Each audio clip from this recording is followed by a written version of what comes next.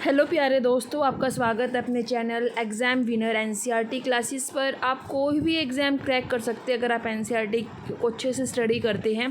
Because अगर आप कोई ऐसा एग्ज़ाम दे रहे हैं जिसमें ऐसे से एक मोस्ट इंपॉर्टेंट रोल प्ले करता है, लाइक पॉलिटी हो गया, इकोनॉमिक्स हो गया, हिस्ट्री हो गया, जियोग्राफी हो गई, तो इन सभी चीज़ों के अंदर एनसीईआरटी एक आपके लिए उन गोल्डन बुक्स का काम करता है जो आपके लिए एक बहुत अच्छा फाउंडेशन सेट करता है। तो इस चैनल पर आपको सारी एनसीईआरटीज़ कवर कराई जाएंगे। एंड मोस्ट इंपॉर्टेंट बच्चों, कुछ बुक्स ऐसी होती है जिसकी सेल्फ रीडिंग बहुत ज़रूरी होती है, जिसके जो बुक्स आपको ख़रीदनी मस्ट होती है, जिससे कि आप नोट्स बना पाए, आप अपने फ्यूचर के लिए उसको एज ए रेफरेंस रख पाए। ठीक है कि कभी एग्जाम आता है, आपको रिवीजन लेना है, आपको क्विक रिवीजन लेनी है, आपने नोट्स को पढ़ा एंड आपको वो चीज़ रिमेंबर हो गई। और वो चीज़ तभी पॉसिबल है जब आप डेली एफर्ट करें, कंसिस्टेंट स्टडी करें, तो वो नोट्स आपके लिए एग्ज़ाम टाइम पर बहुत हेल्पफुल होती है।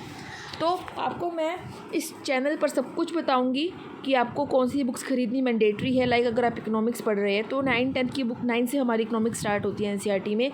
तो आपको अगर प्रॉपर इकोनॉमिक्स को समझना है तो 11-12 में बहुत डिटेल में चीज़ें दी गई हैं कंपैरेटिवली 9-10 की। तो 9-10 की आप ऑनलाइन रीडिंग भी ले सकते हैं, लेकिन 11-12 की बुक खरीदना मैंडेटरी है।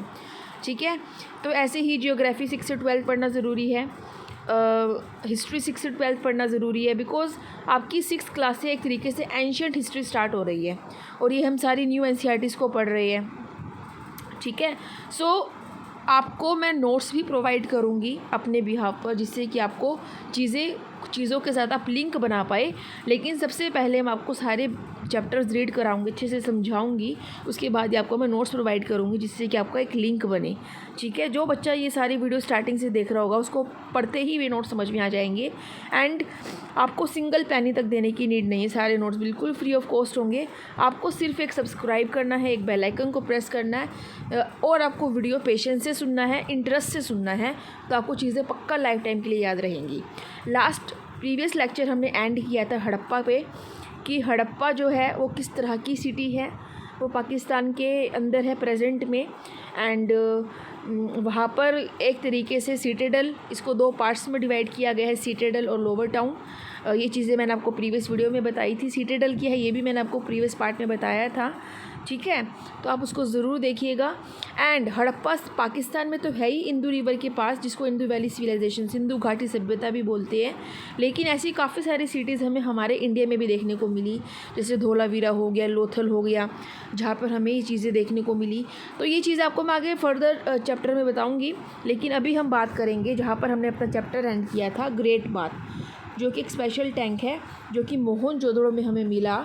यहाँ पर हमने चैप्टर एंड किया था। भी क्या है क्या नहीं है ये सारा आपको मैं बताने वाली हूँ। चलिए फटाफट स्टार्ट करते हैं। सो मोहनजोदड़ो में हमें एक स्पेशल टैंक मिला जिसको आर्कियोलॉजिस्ट ने नाम दिया ग्रेट बाथ। ये जो ग्रेट बाथ है बहुत ही क्वालिटी ब्रिक्स से इसको बनाया गया, प्लास्टर से कोट किया गया और एक नेचुरल तार की एक लेयर लगाई गई, जिससे कि पानी की कोई भी लीकेज ना हो। और जो ये नेचुरल टार है इसको बेसिकली रोड्स वगैरह बनाने के लिए भी यूज़ किया जाता है। ग्रेट बाथ में एंटर करने के लिए स्टेप्स दिए गए, स्टेयर्स दी गई, 2 साइड्स से स्टेयर्स निकाली गई है ग्रेट बाथ में एंटर करने के लिए। अब वो स्टेयर्स कौन सी डायरेक्शन से निकाली गई है ये आपको मैं आगे पिक्चर में दिखाऊंगी। ये आपकी नॉर्थ डायरेक्शन है, ये साउथ है, ये ईस्ट है और ये वेस्ट है। सीढ़ियाँ आपकी यहाँ से निकलती हैं। पिक्चर में जो दिया हुआ है वो आपको मैं दिखाऊंगी ज़रूर, जिससे कि आपको चीज़ें अच्छे से क्लियर हो। तो जो ग्रेट बाथ है, लाइक ये ग्रेट बाथ है, यहाँ से सीढ़ियाँ निकाली गई हैं। और ग्रेट बाथ की जस्ट ऊपर जब आप जैसे नीचे जाएंगे तो एक तरीके से वो बेसमेंट होगा, जैसे आप नीचे जा रहे हैं और यहाँ पर पानी है, आप इसमें एंटर कर दे सीढ़ियों से। ठीक है, लेकिन जो ये ऊपर वाला जो हिस्सा है, ये चारों साइड से यहाँ पर रूम्स बनाए गए हैं। ठीक है, और जैसे इसमें और जो ग्रेट बाथ में जो लोग हैं वो तभी डिप लेते हैं, तभी इसमें डुबकी मारते हैं, तभी इसमें बाथ लेते हैं। कोई स्पेशल ओकेज़न हो, कोई सेरेमोनियल ओकेज़न, यानी स्पेशल कुछ खास मौक़ों पर ही इसमें बाथ ली जाती थी। ठीक है, और जैसे लोग इसमें जब बाथ लेते थे, इस पानी को यूज़ करते थे, उसको फिर पानी को यूज़ करने के बाद उसको ड्रेन आउट भी कर दिया जाता था। ठीक है, ड्रेनेज का भी अच्छा खासा सिस्टम था। हमने यहाँ तक इसको पढ़ लिया है, आपको यहाँ तक कोई भी दिक्कत बिल्कुल भी नहीं आने वाली, सारा आपको मैंने एक्सप्लेन कर दिया है। जो बाकी सिटीज़ है लाइक कालीबंगन हो गया, लोथल हो गया। यहाँ पर हमें फायर अल्टर्स देखने को मिले, हवन कुंड देखने को मिले जहाँ पर लोग हवन किया करते थे, ठीक है। और जो बाकी सिटीज़ है लाइक मोहनजोदड़ो, हड़प्पा, लोथल, यहाँ पर हमें स्टोर हाउसेस, भंडार घर देखने को भी मिले जहाँ पर लोग काफ़ी ज़्यादा जो फूड ग्रेन है या जो ग्रोन क्रॉप्स है उसको स्टोर करके रखते थे। ये है ग्रेट बाथ का स्पेसिमेन फ़ोटो। ये ग्रेट बाथ है, यहाँ पर पानी होता है, इस सीढ़ियों से आप एंटर करते हैं और यहाँ चारों तरफ क्या दिए हुए हैं, रूम्स दिए हुए हैं, ठीक है। सो आई होप आपको ये अच्छे से क्लियर हो गया।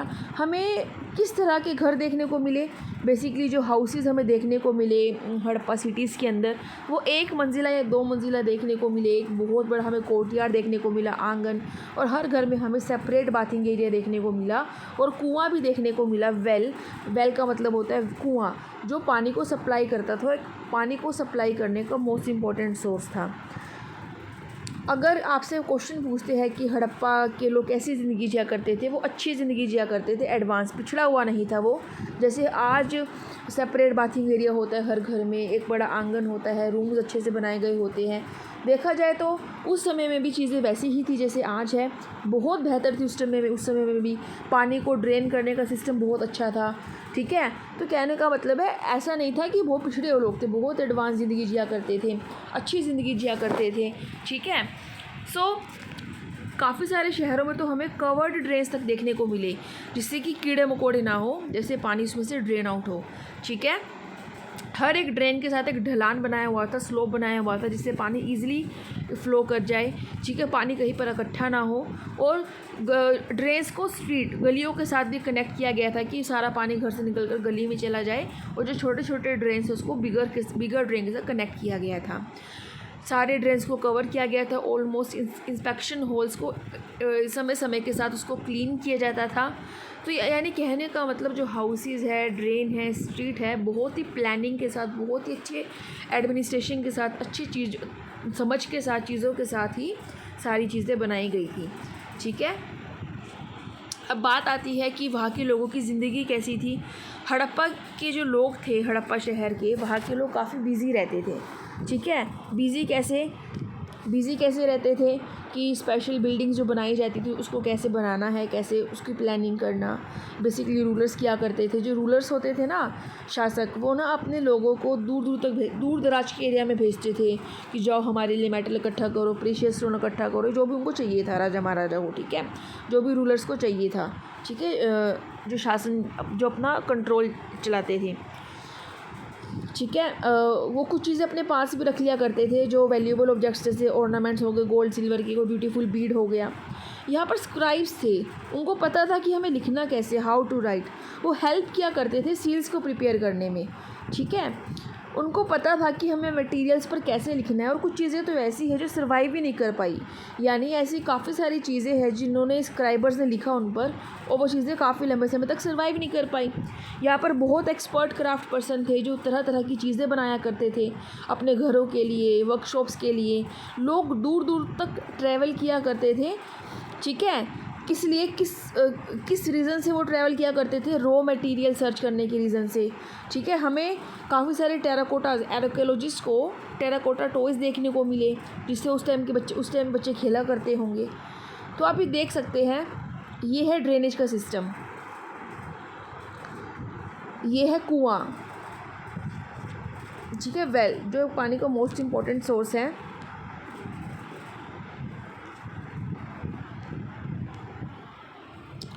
ये है हड़प्पा सील और ये है टेराकोटा कोइस। जो ये हड़प्पा सील है, ये पत्थर पर एक एनिमल की कार्विंग की हुई है। एनिमल की कार्विंग यानी पत्थर पर किसी हार्ड सरफेस पर जब कोई कार्विंग की जाती है उसको इंस्क्रिप्शन बोलते हैं। Carving and inscription both are different. जैसे कैलीग्राफी एक तरीका है लिखने का, उसी तरीके से कार्विंग एक तरीका है इंस्क्रिप्शन करने का, ठीक है। कार्विंग क्या है, तरीका है इंस्क्रिप्शन करने का। पत्थर पर जिस तरीके से खुदाई करके कोई इमेज बनाई जाती है, कुछ लिखा जाता है, उसको कार्विंग बोलते हैं, ठीक है। तो ये इंस्क्रिप्शन है जिस पर एनिमल कार्व किया हुआ है। ये जो हड़प्पा सील है, इसको अभी भी काफ़ी सारे स्कॉलर्स समझ नहीं पाए कि इस पर क्या लिखा है एग्जैक्टली, ठीक है। ये अभी भी नॉन डेसिफर है, यानी अभी भी ये समझने में सक्षम नहीं है अभी भी काफ़ी सारे स्कॉलर्स कि इस पर क्या चीज़ें, क्या मेंशन किया हुआ है। ये टेराकोटा टॉयज़ है जिससे बच्चे उस टाइम में खेला करते थे, हमें और क्या नए नए क्राफ्ट देखने को मिले। आर्कियोलॉजिस्ट को बहुत सारी चीज़ें मिली, जैसे उनको कुछ ऐसी चीज़ें मिली जो स्टोन, शेल और मेटल से बनी हुई थी। मेटल कौन सा? Copper, bronze, gold, silver and जो आयरन है वो इस टाइम में नहीं आया था बिल्कुल भी।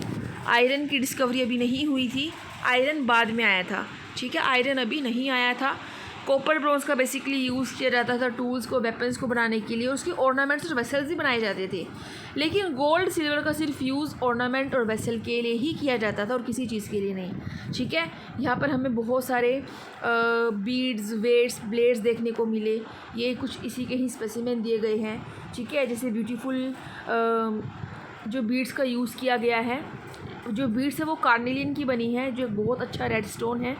स्टोन को काटा, उसको शेप दी, पॉलिश किया और ठीक है, एक तरीके से उसमें धागा पास करके एक ज्वेलरी बनाई गई, आप देख सकते हैं ये, ठीक है। ये स्टोन ब्लेड्स हैं। एंड ये वाला पैराग्राफ अभी मैंने एक्सप्लेन किया था आपको कि हमने एक हड़प्पा की सील देखी जो पत्थर की बनी हुई थी, उस पर एनिमल की कार्विंग की हुई थी, ठीक है। हड़प्पा में काफ़ी सारे पोर्ट्स भी बनाए हुए थे वहाँ के लोगों ने, जिस पर अच्छा ब्लैक डिज़ाइन किया हुआ था। मतलब काफ़ी अच्छी ज़िंदगी, काफ़ी उनको हर एक चीज़ की नॉलेज हुआ करती थी मोस्टली। आप अभी देखेंगे दिस वन, ये हमारा अर्लीस्ट स्टोन स्टैच्यू है जो हमें मोहनजोदड़ो में मिला। और इन स्टैच्यू, ये बहुत एक महत्वपूर्ण इंसान का एक स्टैच्यू बनाया गया है। और जब आर्कियोलॉजिस्ट को ये मिला तो इस पर जो मूर्ति बनाई गई है, ये जो स्टैच्यू बनाया गया है, इस पे एम्ब्रॉयडरी गारमेंट दिखाया गया है। एम्ब्रॉयडरी जो इन्होंने जो वियर किया हुआ है मूर्ति में, ये एम्ब्रॉयडरी गारमेंट है, ठीक है। कॉटन बेसिकली मेहरगढ़ में, जो कि पाकिस्तान में है, 7000 साल पहले यहाँ पर कॉटन को ग्रो करना स्टार्ट कर दिया था। एक्चुअल जो पीस था क्लॉथ का कॉटन के ऊपर, कॉटन एक रॉ मटेरियल है, जब कॉटन के ऊपर प्रोसेसिंग की जाएगी, उस पर काम किया जाएगा तो वर्क इन प्रोग्रेस में आएगा और फिर जाकर उसका पक्का माल तैयार होगा, ठीक है, फिनिश गुड तैयार होगा। कॉटन से क्या बना? क्लॉथ बना। कपास से क्या बना? कपड़ा बना, क्लॉथ। तो क्लॉथ जो है, हमें एक्चुअल जो कपड़ा था क्लॉथ का हमें कैसे मिला, आर्कियोलॉजिस्ट को कैसे मिला? वो एक सिल्वर बेस की लिड के साथ अटैच था वो कपड़ा। तो उससे ये आइडिया लगाया गया कि ये जो उस टाइम में क्लॉथ जो है वो कॉटन बेसिकली 7000 साल पहले उसको ग्रो करना स्टार्ट कर दिया गया था, ठीक है। और आर्कियोलॉजिस्ट को एक स्पिंडल वॉल मिली, स्पिंडल वॉल्स, जो कि टेराकोटा और फेन से बनी हुई थी। और जो स्पिंडल वॉल थी ना, उसको थ्रेड को स्पिन करने के लिए यूज़ किया जाता था। अभी फेंस क्या होता है?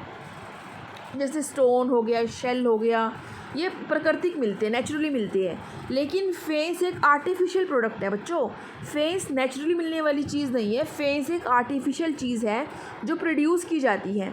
ये जो आप देख रहे हैं फेंस है, जो कि आर्टिफिशियल बनाया गया है। एक गम का यूज़ किया, ठीक है, एक गम का यूज़ किया गया सैंड को शेप देने के लिए, उसको ऑब्जेक्ट में कन्वर्ट करने के लिए, और इसको शाइनी बनाने के लिए, इसको ग्लेज देने के लिए कलर्स का यूज़ किया गया है, जैसे ब्लू और सी ग्रीन।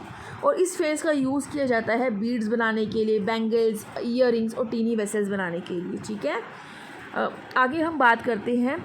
अभी आपने देखा कि हमें काफ़ी सारी पॉटरीज देखने को मिली, बीड्स, ज्वेलरीज, ऑर्नामेंट्स, वेसल्स, हमें काफ़ी कुछ देखने को मिला। तो ये क्या हर कोई कर सकता है काम?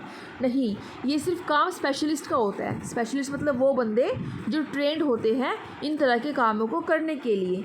तो मतलब हड़प्पा सिटीज़ जब डिस्कवर की गई तो उसमें ऐसे ऐसे लोग थे, ऐसे ऐसे कलाकार थे जिनको इन सब चीज़ों की नॉलेज थी कि पत्थरों को कैसे कट करना है, कैसे बीड्स को पॉलिश करना है, कैसे सील्स को कार्व करना है, ठीक है। हर कोई ये काम नहीं कर सकता, वो ये काम वही कर सकता है जो इन कामों में स्पेशलिस्ट है। हम आगे बात करेंगे रॉ मटेरियल की search. In search of raw materials लोग दूर दूर तक ट्रैवल करते थे, ठीक है।